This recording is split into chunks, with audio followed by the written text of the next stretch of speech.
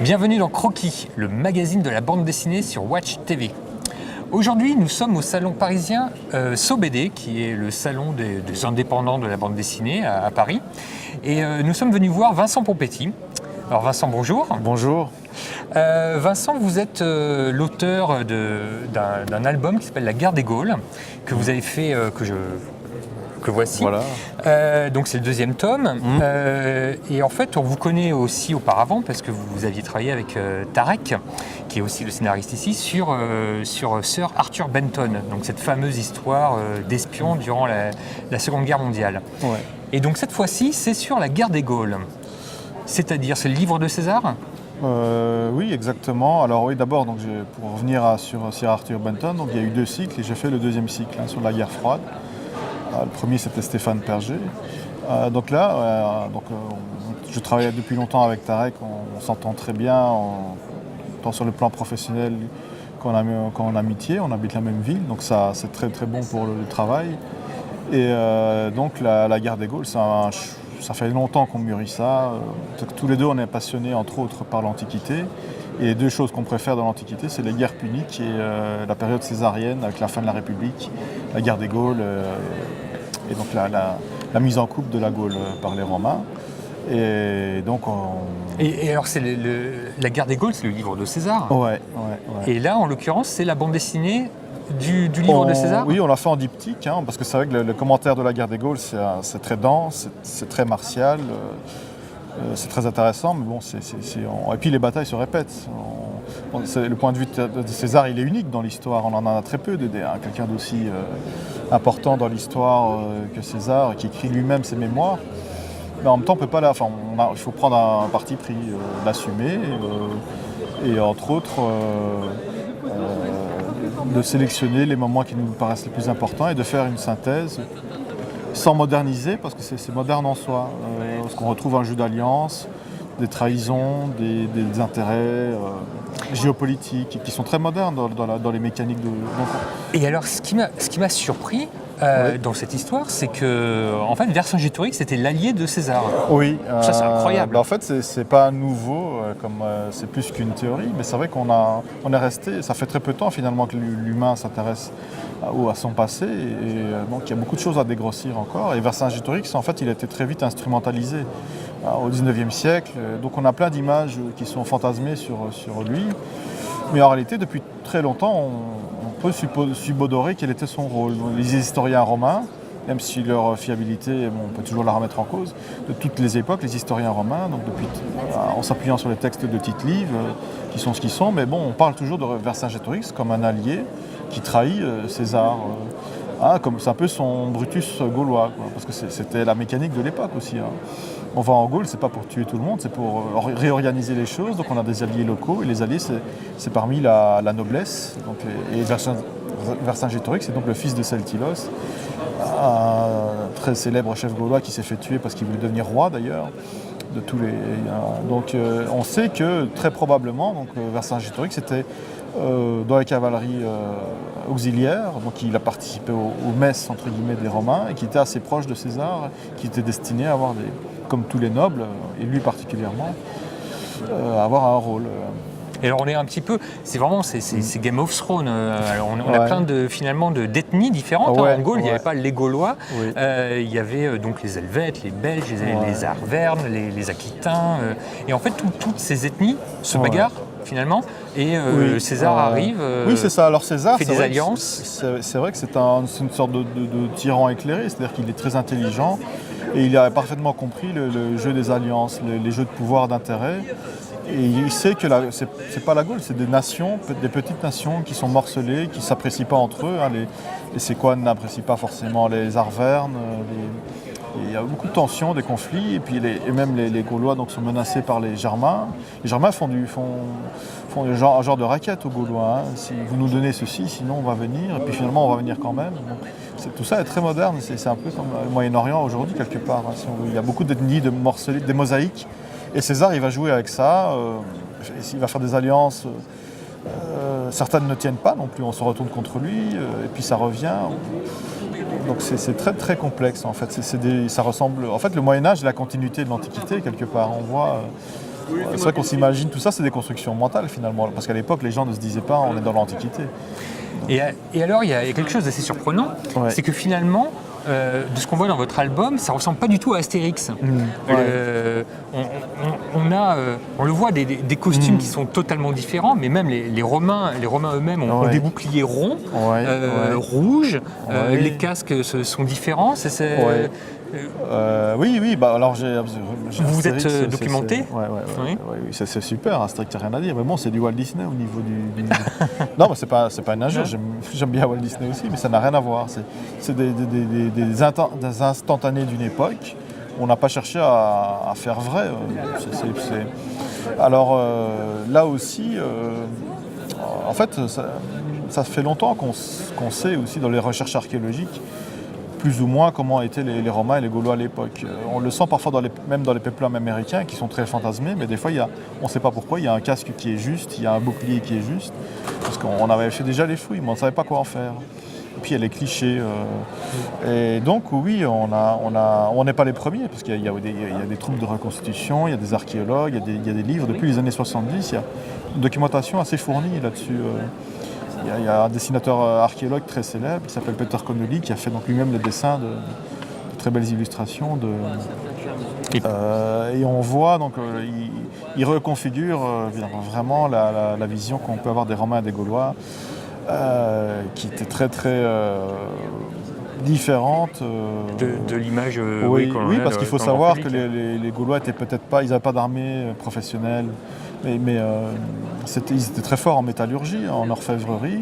Ils étaient même en avance sur les Romains. Les Romains s'inspiraient pour les cottes de mailles, les casques romains de l'époque sont inspirés des casques gaulois. Et les Gaulois ont déjà des casques en fer.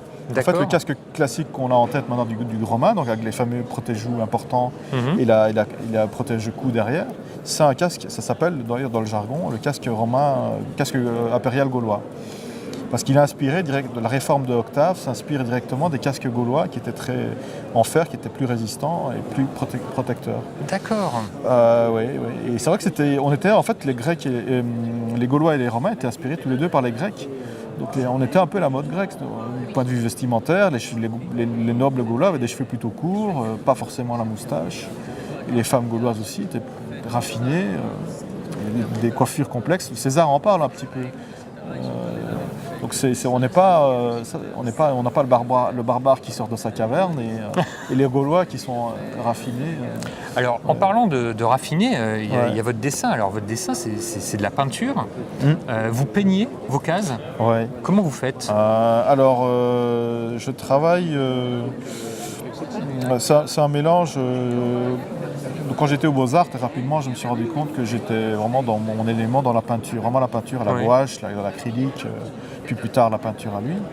Et quand j'ai voulu faire de la BD, j'ai voulu en même temps qu'on regarde le côté linéaire, qu'il y ait une suggestion de traits, que ce soit lisible, mais qu'on ait le volume, la coloration, etc.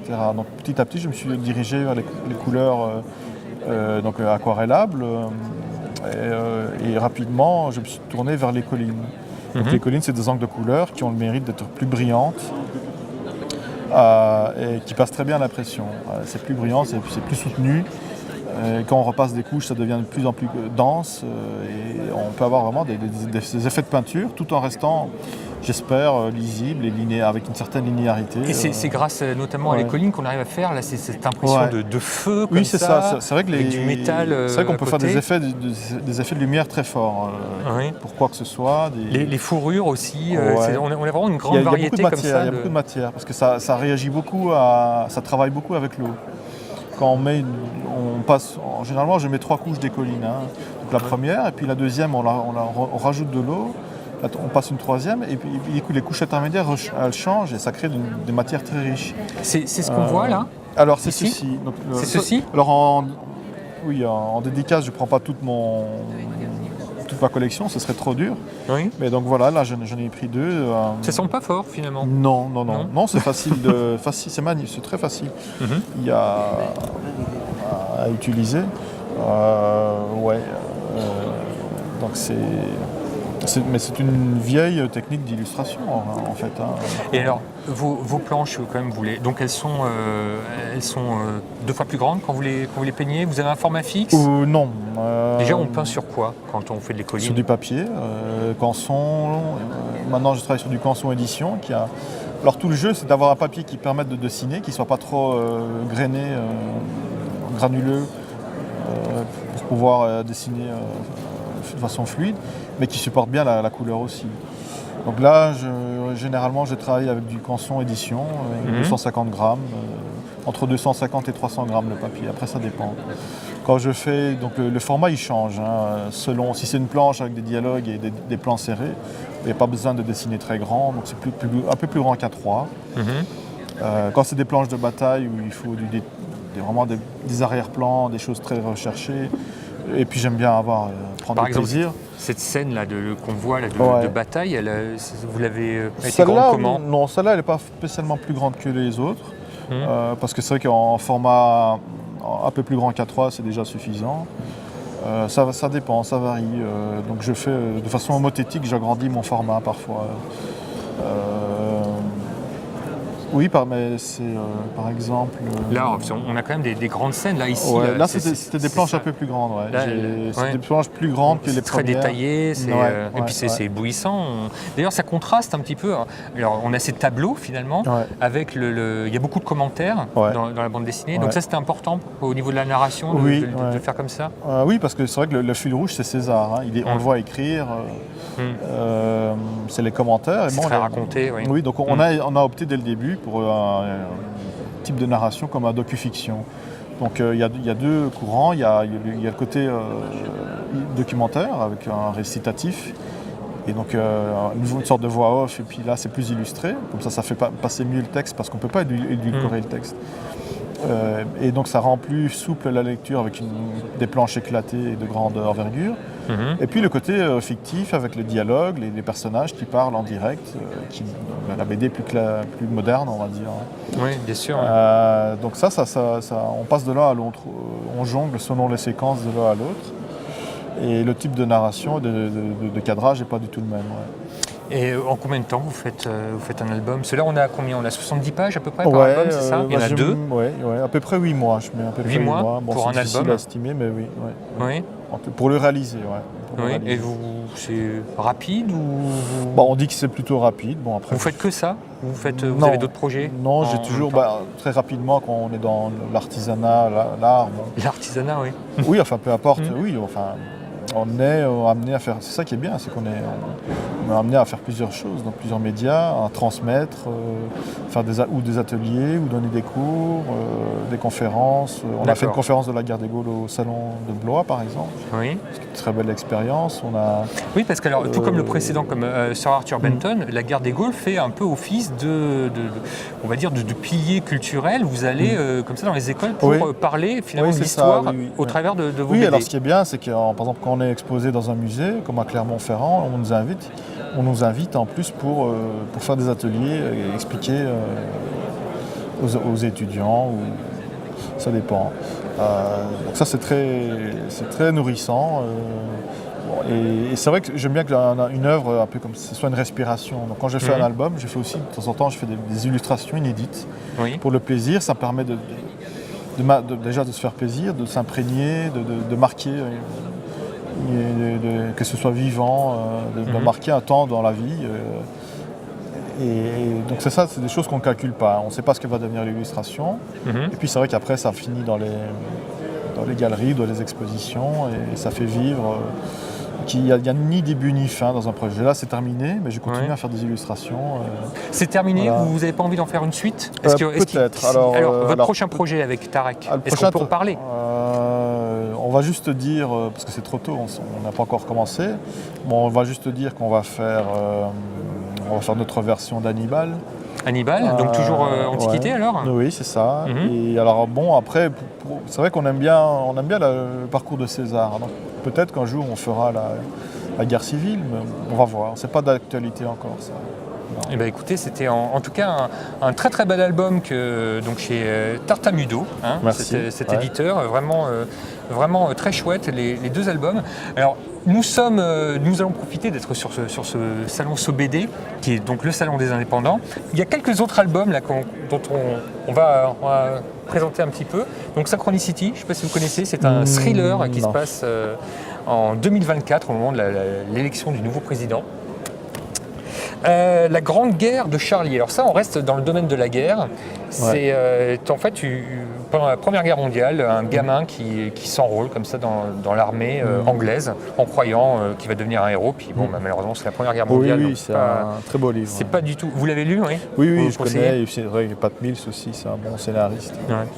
Alors, un conte qui est très beau, qui est La gigantesque barbe du mal. En fait, c'est l'histoire de... Barbe Bleue? Alors non, c'est pas du tout l'histoire de Barbe Bleue, c'est en fait l'histoire dans une ville qui est très propre, avec toutes les maisons carrées, tout le monde est bien rasé, et un jour, un monsieur a un poil sur la joue, et en fait, le poil finit par devenir une barbe, et donc c'est le symbole de l'anarchie dans cette ville, et c'est vraiment très sympa. Et puis, nous avons aussi... Alors, deux petits derniers pour la route. Vous êtes tous jaloux de mon Jetpack. Voilà, donc ça c'est en fait une petite bande dessinée satirique sur le monde de la littérature, mais alors prise avec sur le thème de la science-fiction qui n'a absolument rien à voir. Donc c'est assez drôle. Et ce sont des petits, vous voyez, des petits strips comme ça, très sympas. Les petits strips comme ça, courts, ça vous tente ou pas du tout? Parce que vous êtes plutôt dans l'œuvre picturale très longue. On ne sait jamais. Non, c'est pas d'actualité. Ceci dit, j'ai un projet alternatif en ce moment que je vais mettre en ligne gratuitement. Et c'est des chroniques. Et donc c'est très différent. Je vais faire une expérience. Donc ce ne sera pas des planches classiques. Oui, c'est un peu dans la continuité de la guerre des Gaules. Ce sera des planches plus éclatées parce qu'il faut raconter des chroniques. Il y aura aussi de la voix off. Donc on va voir ce que ça donne. Vincent Pompetti, merci beaucoup. Du coup, on va suivre votre actualité sur votre site. C'était donc Croquis, le magazine de la bande dessinée sur Watch TV. Rendez-vous à très bientôt.